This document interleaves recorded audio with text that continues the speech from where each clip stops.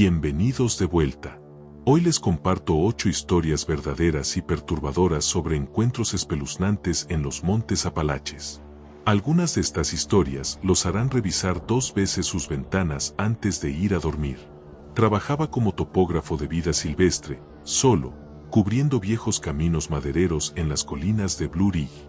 Para la tarde había registrado las últimas coordenadas y regresaba hacia la camioneta. Aproximadamente a 1/4 de milla del inicio, vi algo que no cuadraba. Todas mis huellas de botas habían desaparecido. El lodo estaba suave, del tipo que mantiene impresiones por días, pero ahora se veía recién alisado, como si alguien hubiera raspado la superficie plana. La cámara de sendero que había montado esa mañana tampoco estaba. Solo quedaba el soporte de acero con tornillos doblados hacia afuera, como si alguien los hubiera arrancado a mano. Saqué la radio. Antes de presionar transmitir, una voz crepitó: «No te vayas aún». «¿Quién es? Identifícate». Solo siseo de frecuencia abierta. El sendero se dividió en 2 ramas. Mis notas eran claras, sin bifurcaciones. El sendero izquierdo parecía familiar, así que lo seguí. A medio camino encontré mi cámara perdida apoyada en la horquilla de una raíz, lente mirando hacia el sendero. Revisé las imágenes. La última foto mostraba una figura en abrigo con capucha parada en el medio del sendero. Sin cara visible, brazos colgando directo hacia abajo. Cuando levanté la vista, había alguien parado entre 2 álamos, perfectamente quieto. Sin rasgos, sin movimiento. Retrocedí y subí la pendiente. En la cima la figura se había ido. Saqué la radio otra vez. «Necesito asistencia. Posible intruso». Una voz delgada y seca respondió: «No has terminado». Dejé caer la radio. Otra voz vino de detrás, más cerca: «No levantes eso». El sendero ya no era recto. Se enganchaba hacia un hueco que nunca había visto en mapas. Encontré huellas frescas, pies descalzos, largos, dedos extendidos. 20 yardas adelante divisé una cabaña colapsada. Nunca había visto estructuras en este sector. Alguien había limpiado la entrada. Algo se movió detrás de la pared del fondo, un raspado suave como piel arrastrándose sobre tablas viejas. Corrí hasta que vi mi camioneta entre los árboles. Esa noche revisé las fotos. La última imagen había cambiado. La figura estaba más cerca, la capucha deslizada lo suficiente para mostrar piel pálida y una boca jalada demasiado ancha para cerrarse apropiadamente. A los 34 trabajaba confirmando fronteras de una concesión de cobre abandonada cerca de Echorig. El último propietario era Malcolm Bear, muerto en 1974. Decidí marcar mi sendero con cinta naranja. El momento que me alejé, mi GPS comenzó a derivar. Cuando me di vuelta para revisar mi marcador, la cinta se había ido. El sendero se bifurcó en 2 pistas estrechas. Un hombre salió del sendero derecho, alto, hombros encorvados, chaqueta de lona del color de cartón viejo, cabello gris colgando en cuerdas. Levantó un brazo y curvó sus dedos en gesto de llamada. Se dio vuelta y caminó hacia los árboles. Lo seguí. El sendero terminó en un claro con una cabaña achaparrada. Adentro había al menos 50 frascos de vidrio alineados en filas. Alcancé el más cercano, masa de cabello negro envuelto alrededor de papel amarillento. La etiqueta decía: 3 de agosto de 2008 y un nombre desconocido. Escuché un raspado lento detrás de mí. La entrada estaba vacía, pero un cable naranja se deslizaba hacia las hierbas como si algo lo jalara. Salí corriendo. Nada del sendero se veía igual. Los árboles se amontonaban más cerca, como si hubieran sido reacomodados mientras estaba adentro. Cuando llegué a mi camioneta, mis llaves no estaban. Las encontré 20 yardas arriba del sendero, balanceadas perfectamente en su borde en la tierra. El reloj del tablero parpadeaba 120, 001 y otra vez. Mi reloj decía 9:37, aunque el cielo era brillante de tarde. Mi tío Robert me entregó las llaves de su cabaña en Blue Ridge. Un buen lugar para aclarar tu cabeza. La cabaña se veía más pequeña de lo que recordaba. Adentro estaba exactamente como Robert lo había dejado. En el cuarto de atrás había una foto enmarcada, Robert y su compañero de casa sonriendo sobre un oso negro. Esa noche noté que la sonrisa del otro hombre estaba mal, como si alguien le hubiera dicho cómo sonreír, pero se olvidó de explicar qué significaba. Encendí una lámpara de propano. El silencio no se sentía pacífico, sino como una respiración contenida. Pasada la medianoche, un ruido me despertó. Un roce, como una bota deslizándose por tierra afuera. Luego un paso lo suficientemente pesado que sentí la tabla hundirse bajo la cama. Me acerqué a la ventana. Estaba parado tal vez 10 pies entre dos árboles, chaqueta de lona oscura, capucha arriba, sosteniendo una lámpara casi idéntica a la mía. El resplandor iluminaba su pecho, pero su cara estaba en sombra. No se movió, solo sostuvo esa lámpara como si pretendiera entregármela. Comenzó a caminar, rodeando la cabaña. Los tablones del porche gimieron. Un solo golpe en la puerta, suave, casi cortés. Me quedé congelado hasta el amanecer. El pasto alrededor había sido presionado en un anillo perfecto. En el escalón, una huella de bota sin dibujo, suela lisa presionada profundo en la tierra. Robert aún pregunta si regresaré. Si alguna vez pongo pie cerca de ese lugar otra vez, sé que estaría parado ahí en los árboles, lámpara extendida, esperando a ver si esta vez la tomaría de él. Mi primo Teo me pidió limpiar la cabaña de casa de su abuelo, abandonada por más de una década. Después de casi una hora llegué a un claro que parecía el fin del mundo.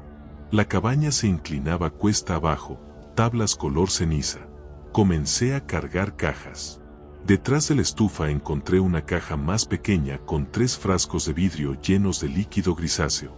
Sin etiquetas, sin fechas. Puse la caja en el mostrador.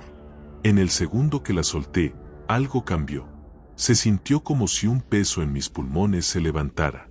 15 minutos después, los frascos ya no estaban en la caja. Estaban alineados ordenadamente en el mostrador, espaciados uniformemente. No recordaba haberlos movido. Cuando regresé para agarrarlos, se habían ido otra vez. Revisé gabinetes, estantes. Nada. Justo antes de salir, los 3 frascos estaban alineados en la entrada, perfectamente derechos. A medio camino a mi camioneta, la puerta del conductor estaba abierta. Sabía que la había cerrado. Por el rabillo del ojo, algo se movió. Entre 2 fresnos, algo estaba parado observándome. Demasiado alto para ser persona, demasiado angosto para ser otra cosa. Brazos colgando largos. Se deslizó hacia un lado un paso, suave como una sombra. Mi hermano Aarón me convenció de caminar el viejo sendero fronterizo. Había empacado un diario de campo que compré en una tienda de segunda mano. El vendedor dijo que pertenecía a un topógrafo estatal.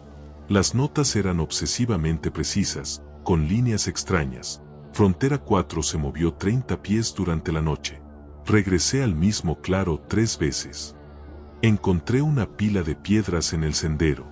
Debajo había una nota: deja de medir. No importa dónde crees que estás. En una bifurcación que no debería existir, Aarón y yo nos separamos. La bifurcación derecha llevó a un claro con anillo de piedras. En el centro, un cairn. Detrás, una mujer con camisa de franela roja. ¿Estás con el equipo de topografía?, pregunté. Su cabeza se inclinó. Luego habló en mi propia voz exactamente: ¿estás con el equipo de topografía? No dije otra palabra. Regresé, pero Aarón se había ido. En el diario había una página nueva. La vi otra vez. Repite tus palabras. No sigas su voz. Encontré otro claro idéntico. Misma mujer. Habló en mi voz. ¿A dónde vas? Escogí una dirección al azar. Conté 50 pasos antes de mirar atrás. Estaba 10 pies detrás de mí. Sin sonido de pasos, solo ahí. Corrí hasta encontrar a Aarón en el camino maderero. Cuando le mostré el diario, todo el color se le fue de la cara. El letrero decía Edison Hallows Per, aunque la pintura estaba tan descolorida que parecía una mancha. Alrededor del mediodía noté un segundo sendero deslizándose a la izquierda. Extrañamente limpio, tierra suave, cada roca y rama removida. No estaba en mi mapa. La misma bifurcación apareció cada vez que el sendero se curvó al oeste. Idéntica. Incluso la curva en el tronco de haya más cercano. Finalmente pisé ese sendero. La luz se desvaneció inmediatamente. 50 yardas adentro encontré huellas hundidas profundo, cada una más grande que mi bota, suela casi lisa. Menos de media milla después, una mochila de nylon estaba tirada en el sendero. Mismo color que la mía, mismas correas amarillas, mismo desgarre en el bolsillo derecho. La solapa abierta mostraba lona azul idéntica a la que yo cargaba. No la toqué. Seguí caminando. Eventualmente me di vuelta. Una figura en chaqueta gris con capucha había pisado el sendero, brazos colgando demasiado sueltos. No saludó, solo se quedó ahí. Corrí hasta que los árboles se adelgazaron y llegué al desvío. Nunca regresé a Edison Hallows Peak. Los senderos alrededor de Pinefield Ridge siempre han sido el único lugar que se siente honesto para mí. En un foro de excursionistas alguien mencionó un bucle viejo que nadie molestaba, Calder Hollow. El sendero se estrechó rápido. Noté pequeños bultos en las bifurcaciones de los árboles, ramitas y pasto seco atados con cordón azul, algunos con pequeños botones, otros con huesos pálidos astillados.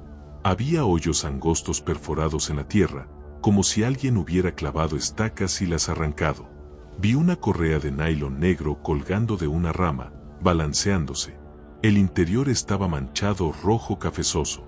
Escuché una voz desde el hueco, ayuda, distorsionada como alguien gritando a través de agua. La seguí y encontré una mujer medio oculta detrás de un tronco, chaqueta verde embarrada, cabello sobre su cara, manos jalando algo invisible cerca de su cuello. ¿Estás bien?, grité. No respondió. Di un paso más cerca. Cuando levanté la vista, se había enderezado. Su mejilla era gris y moteada como moretones viejos. Inclinó su cabeza en un pivote demasiado suave. Cuando miré otra vez, estaba 10 pies más cerca, donde no había habido nada. Corrí hasta llegar a un camino de tierra. En la estación de guardabosques, cuando señalé Calder Hollow en el mapa, el guardabosques dijo, no hay Calder Hollow en este lado de Pinefield. Tenía 33 años. Seguí un camino de grava hacia el rango Bishop hasta una cabaña aislada. El lugar parecía construido deprisa y abandonado para que se mantuviera solo. La primera noche escuché algo arrastrándose por el porche. Al segundo día exploré el sendero detrás de la cabaña. Encontré huellas anchas, suela desgastada, apuntando hacia mi cabaña. Esa noche, alrededor de medianoche, escuché un paso deliberado en el porche. Alguien se quedó parado ahí, peso cambiando, como considerando algo. Al amanecer salí al porche. En el polvo fino había una huella de bota, dedos angulados directo a la puerta, como si hubieran estado escuchándome respirar. Ese día no dejé la cabaña. Para el atardecer empaqué rápido. Bajo la ventana del cuarto había 3 piedras balanceadas cuidadosamente. La de arriba tenía una mancha oscura. Estaba seguro de que no era lodo. Durante el manejo bajando la montaña, cada curva revelaba otra pila de rocas. Mismo tamaño, mismo arreglo. Después de la tercera me orillé, corazón latiendo tan fuerte que hizo mi visión saltar. Era casi las 3 de la madrugada cuando llegué a la carretera pavimentada. Se sintió como cruzar una línea invisible de vuelta a un mundo con reglas normales. Los montes Apalaches guardan secretos que es mejor dejar sin tocar. Si algo se siente mal, confíen en sus instintos. Den vuelta y regresen por donde vinieron. En esas montañas antiguas hay cosas que han vivido ahí mucho más tiempo que nosotros.